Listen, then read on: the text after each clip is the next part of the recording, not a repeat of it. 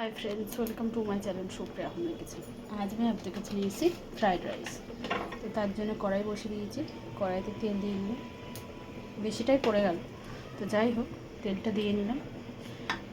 কড়াইটা গরম হোক, হলে আমি এই দেখুন 3টে ডিম নিয়েছি। এখানে চিংড়ি মাছ কেটে রেখেছি আর এখানে সবজি কেটে রেখেছি। তো কড়াইটা গরম হোক, ফিরছি।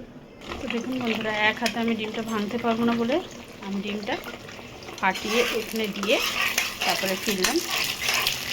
এটাকে এবার গুঁড়ো করে নেবো, এরকম করে ভেঙে ভেঙে।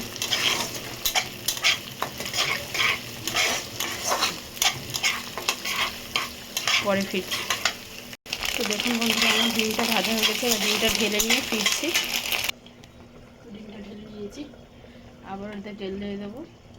তেল দিয়ে দিয়েছি আর এখানে আমি একটা ঢাকনার মধ্যে দেখুন 2টো তেজপাতা, অল্প একটু গোটা জিরে, 2টো শুকনো লঙ্কা আর গরম মশলা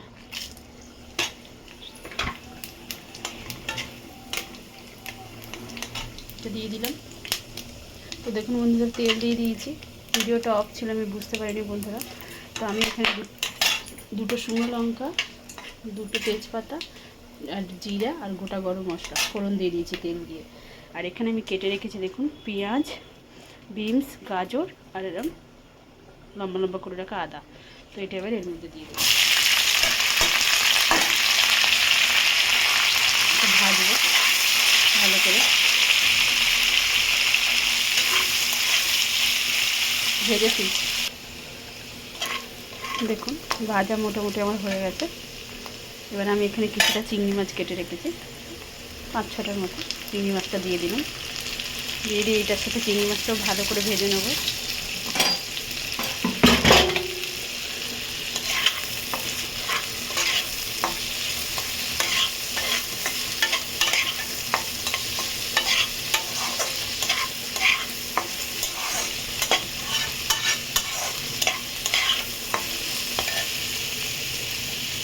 তো এখানে ভাত আর ডিমটা আমি একসাথে রেখেছি, এটাও দিয়ে দেবো।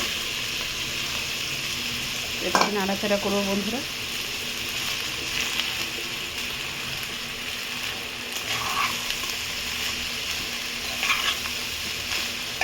পরে ফিরছি নাড়াচাড়া করে। তো বন্ধুরা, এবার আমি স্বাদ মতো নুন দিয়ে দেবো। দেখুন স্বাদ মতো নুন দিয়ে দিলাম, চিনি দিয়ে দিলাম স্বাদ মতো, 100 টাকা বেশি দিয়ে গোলমরিচের গুঁড়ো।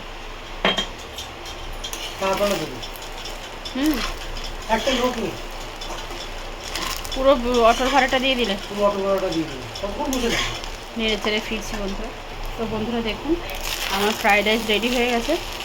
তো আপনারা ট্রাই করবেন, ট্রাই করে কমেন্ট সেকশনে কমেন্ট করে জানাবেন আমার রেসিপিটা কেমন লেগেছে। ভালো লাগলে লাইক কমেন্ট শেয়ার করবেন আর আমার চ্যানেলটা সাবস্ক্রাইব করবেন। ভালো থাকবেন, সুস্থ থাকবেন। থ্যাংক ইউ ফর ওয়াচিং বন্ধুরা, বাই বাই।